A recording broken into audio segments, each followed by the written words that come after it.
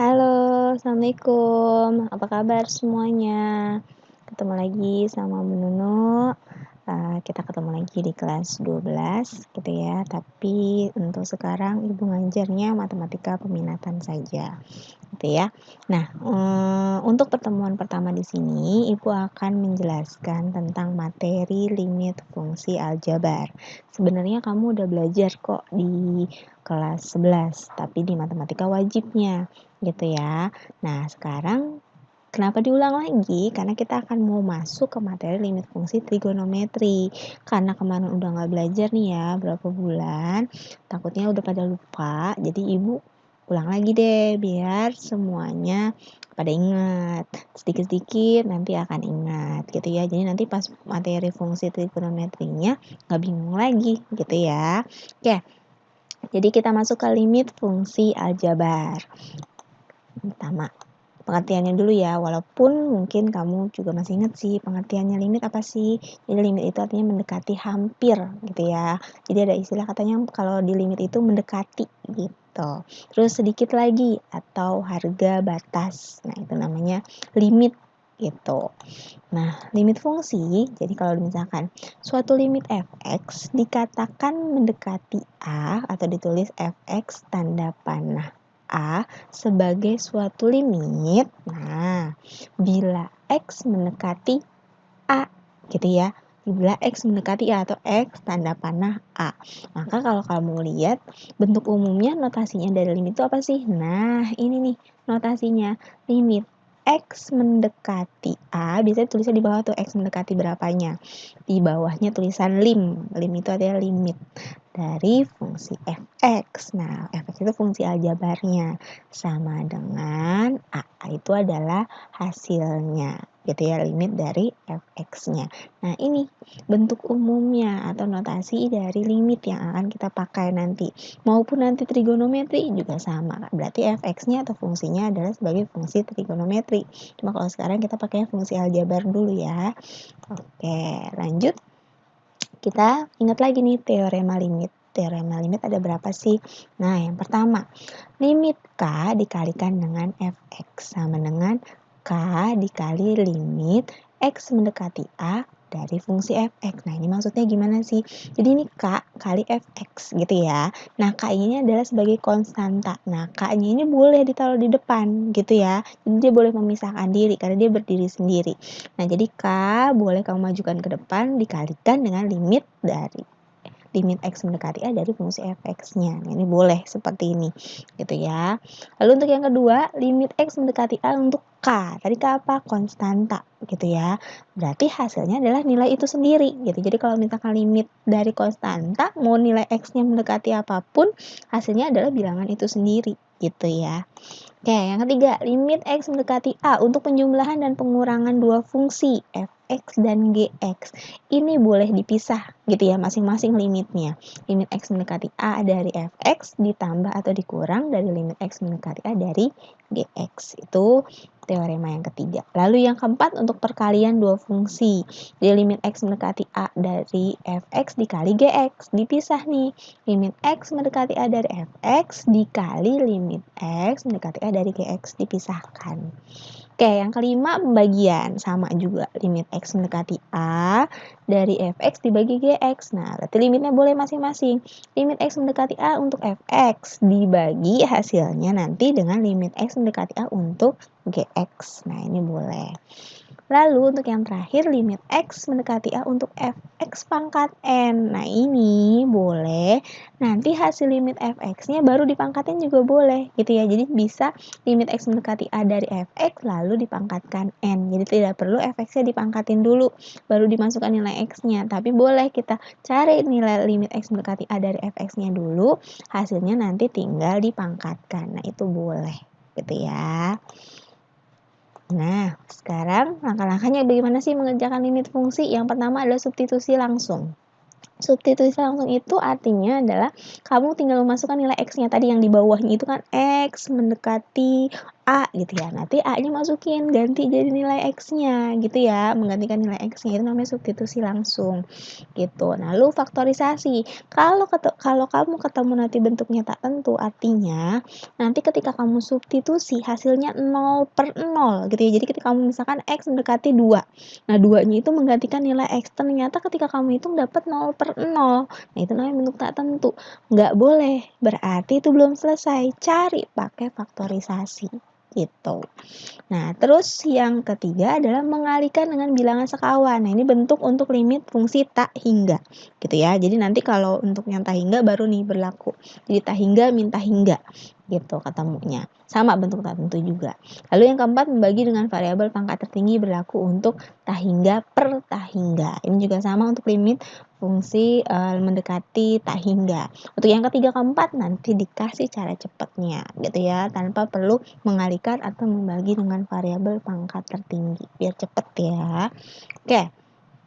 Nah, untuk contohnya sini substitusi langsung yang pertama, nilai dari limit X mendekati 2 untuk 3X adalah, nah, dan nilai dari limit X mendekati 2 untuk 2X plus 4. Nah, kita lihat nih substitusi langsung maksudnya gimana. Tinggal diganti nilai X-nya. Cuma kita tadi pakai konsep teorema limitnya. Untuk yang pertama nih, yang A. Limit X mendekati 2 dari 3X. Nah, 3 itu tadi kan sama aja kayak K kali Fx gitu ya. Nah, K-nya boleh dimajuin ke depan kan tadi. Nah, berarti 3-nya boleh nih dipisahin. Dikali limit X mendekati 2 kali X-nya. Nah, baru masukin X-nya. X-nya berapa sih? 2 kan? Berarti limit X-nya 2, hasilnya 2 di sini. Berarti 3 kali 2, 6. Boleh nggak langsung, Bu? Masukin aja 3-nya, tinggal 3 dikali 2. Boleh banget. Gitu ya, nggak masalah. Ini kita hanya mengikuti dari teorema limit yang tadi sudah kita pelajari. Kalau mau langsung ya silakan aja. Gitu ya. Oke, terus selanjutnya di sini limit X yang kedua, X mendekati 2 dari 2X plus 4. Nah, di sini limit X mendekati 2, ini kan ada 2 nih penjumlahan. Nah, tadi kalau berdasarkan teoremanya itu boleh dipisahkan ya. Jadinya limit X mendekati 2 dari 2X plus limit X mendekati 2 dari 4. Nah, dipisah. Nah, kita cari di sini. Nah, ini kayak yang pertama nih, 2-nya majuin ke depan. Limit X mendekati 2 dari X. Ditambah, nah limit X mendekati 2 dari 4, karena ini konstanta. Tadi yang teorema yang kedua. Nah, berarti hasilnya itu sendiri. Hasilnya 4. Nah, baru ini kita masukkan nih nilai X-nya 2 nih. Ya kan? Nah, berarti 2. Ini 2 dari sini. Nah, 2-nya ini dapat dari mana? Karena X mendekati 2. Substitusi. 2 kali 2, 4. Tambah 4. Jadinya 8. Boleh nggak, Bu, langsung? Kalau ini kan kepanjangan. Boleh banget. Boleh langsung aja masukin nih. 2 dikali 2 tambah 4. Berarti 4 tambah 4, 8. Boleh. Itu boleh. Jadi tanpa harus melalui yang ini juga boleh. Langsung. Gitu ya, nggak masalah. Lanjut. Oke, nah sekarang kita lanjut yang kedua nih, dengan faktorisasi gitu ya. Kalau ketemu bentuknya 0/0. Jadi ketika kamu masukkan nilai X-nya gitu ya, masukkan nilai X-nya nih, hasilnya itu 0/0. Nah, itu berarti dia bentuknya tak tentu, harus difaktorkan. Berarti ingat lagi tuh materi pemfaktoran. Ingat ya, pemfaktoran itu untuk semua materi itu pasti kepake. Jadi harus bisa cepat dalam memfaktorkan gitu ya. Oke, nah di sini kita lihat limit X mendekati 2 dari X kuadrat per 4 min 4 per X kuadrat plus X min 6. Nah, di sini pemfaktorannya gimana? Yang atas X kuadrat min 4 faktorkan, yang bawah juga faktorkan, gitu ya, karena dibentuknya kuadrat dua-duanya. Kalau yang satu doang yang kuadrat ya berarti satunya aja, pembilang atau penyebutnya saja. Oke, untuk yang atas, yang pembilang X kuadrat min 4. Nah, ini bentuk selisih 2 kuadrat. Ini bilangan kuadrat, ini juga kuadrat. Jadi bentuknya menjadi min sama plus atau plus min. Boleh duluan yang mana terserah kalian. Ini X kuadrat diakarin jadi X sama X. 4 diakarin jadinya 2 sama plus min 2 sama 2. Gitu ya. Lalu X kuadrat plus X min 6 difaktorkan gitu ya. Penjumlahannya 1. Hasil kalinya min 6, berarti plus 3 sama min 2. Jadi X plus 3, X min 2. Ternyata limitnya jangan lupa ya, tetap ditulis. Ada yang sama nih atas sama bawah. Yang mana? X min 2 sama X min 2. Ini kita coret nih. Gitu ya. Gitu. Jadi dicoret. Ininya X min 2, X min 2 habis tinggal X plus 2 sama X plus 3. Gitu ya. Nah, baru nih kita substitusikan, tetap disubstitusikan ya. Kita masukkan nih X-nya. 2 tambah 2, ini juga sama, 2 tambah 3. Berarti 2 tambah 2, 4, 2 tambah 3, 5. Nah, itu dengan faktorisasi. Gitu ya, bisa ya? Oke. Lalu yang ketiga dengan mengalihkan bilangan sekawan, dibentuk tahingga min tahingga. Pakai cara cepat aja ya. Nah, di sini kalau bentuknya fungsinya itu nanti ketemunya tahingga min tahingga kayak gini nih. Gitu ya, akar, tapi di sini X-nya masih berpangkat 1 ya, masih linear. Nah, X-nya mendekati tahingga. Nah, ketentuannya seperti ini. Jika A itu adalah koefisiennya X yang depan, lalu P itu adalah koefisien X-nya yang akar belakang. Jika A-nya itu lebih besar dari P, A-nya yang di depan itu lebih besar daripada nilai yang di belakang nih. Nah, berarti hasilnya sudah pasti tahingga. Tanpa harus kamu hitung lagi. Itu udah pasti tahingga. Jadi udah ingat-ingat aja. Lalu kalau misalkan dia sama, ini sama nih misalnya 3X, ini juga 3X, gitu kan sama tuh berarti. Berarti nilainya, limitnya itu pasti 0, gitu. Nah, terus kalau misalkan A-nya lebih kecil, gimana? Yang depannya itu lebih kecil dibanding yang belakang. Berarti hasilnya adalah minus tahingga. Gitu. Gampang kan? Cepet. Gitu. Ini aja yang harus dihafalin. Oke. Terus selanjutnya, di sini kita ambil limit fungsi bentuk tahingga min tahingga. Gitu ya. Nah, bagian kedua nih. Loh, bedanya sama yang tadi apa? Bedanya sama yang tadi itu adalah yang tadi masih linear, pangkatnya 1 X-nya. Kalau yang ini X-nya sudah berpangkat 2 atau bentuk kuadrat.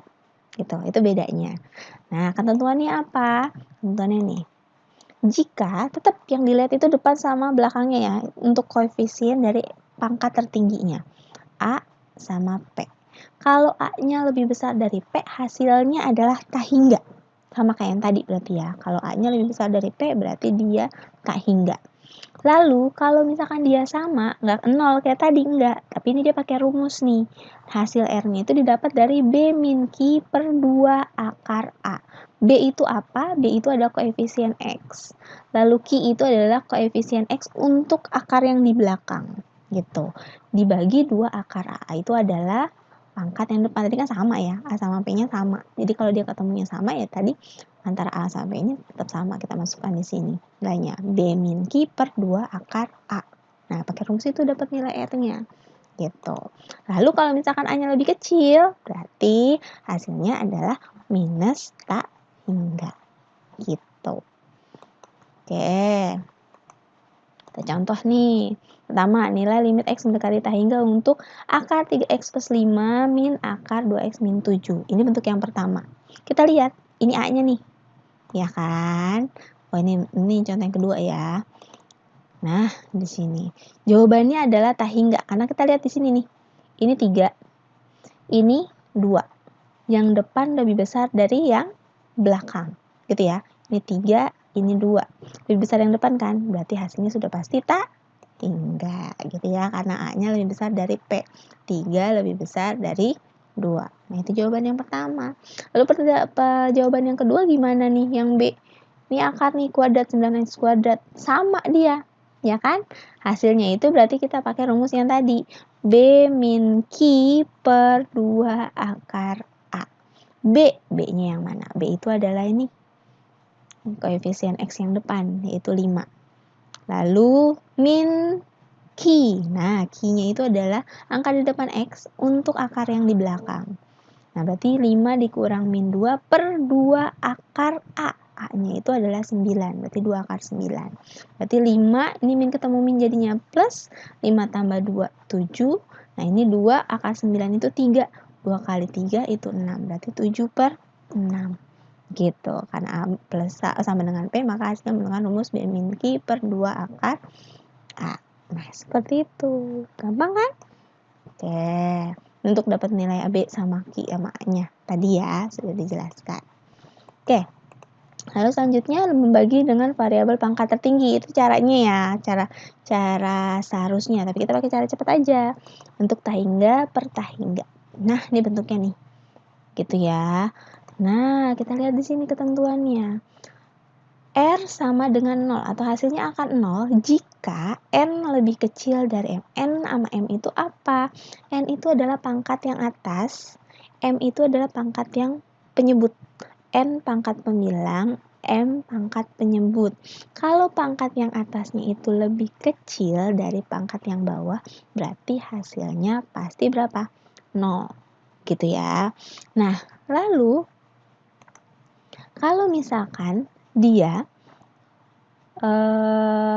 N-nya sama dengan M, jadi atas sama bawahnya itu pangkat tertingginya sama gitu ya. Nah, berarti nanti hasilnya itu adalah tinggal kamu ambil koefisiennya aja. Koefisien dari pangkat tertingginya gitu ya. Jadi kalau misalkan dia ambil pangkat tertingginya itu adalah misalkan yang atas itu kan pangkat tertingginya sama-sama 2 gitu ya. Nah, misalkan 2x kuadrat per 3x kuadrat. Nah, berarti 2/3 ambil koefisiennya aja, yaitu A per P nih. A per P. Jadi angka depannya doang yang diambil dari yang pangkat tertinggi. Ingat, ambil pangkat tertinggi, bukan selalu yang di depan ya. Ambil pangkat tertingginya. Nah, lalu kalau misalkan N-nya lebih besar, yang atasnya itu lebih besar dibanding yang bawah gitu. Nah, itu gimana caranya? Nah, itu berarti hasilnya adalah tak hingga gitu ya. Itu tinggal dihafalin ya semuanya. Gampang kok, nggak susah, tinggal dihafalin aja. Ini udah paling cara yang paling gampang, cara cepatnya. Oke, bisa dipahami ya. Nah, contohnya nih, kita ambil. Untuk yang pertama, limit fungsi X mendekati tak hingga, atas sama bawahnya pangkat tertingginya yang atas 2. Yang bawah pangkat tertingginya juga 2. Nah, berarti sama nih pangkat tertingginya. Nah, berarti karena pangkat tertingginya sama, berarti kamu tinggal ambil apa? Angka depannya doang. 4 dibagi 2. Nah, 4 bagi 2 berapa? 2. Udah, selesai. Cepet. Gampang kan? Nah, terus kalau yang ini, yang kedua, ini ya, ini alasannya ya. Nilai N sama dengan M, pangkat tertingginya sama. Gitu. Lalu yang kedua, kita lihat di sini, pangkat tertinggi yang atasnya lebih kecil, 2. Ini lebih besar, 3 gedean bawah. Tapi kalau yang gedean bawah hasilnya berapa? Hasilnya itu adalah 0. Nah, udah tahu nih, hasilnya pasti 0. Gitu tadi, karena N lebih kecil dari M yang atas, lebih kecil dari yang bawah. Gitu, langsung 0. Nggak usah nyari-nyari panjang-panjang, ya kan? Nah, seperti itu.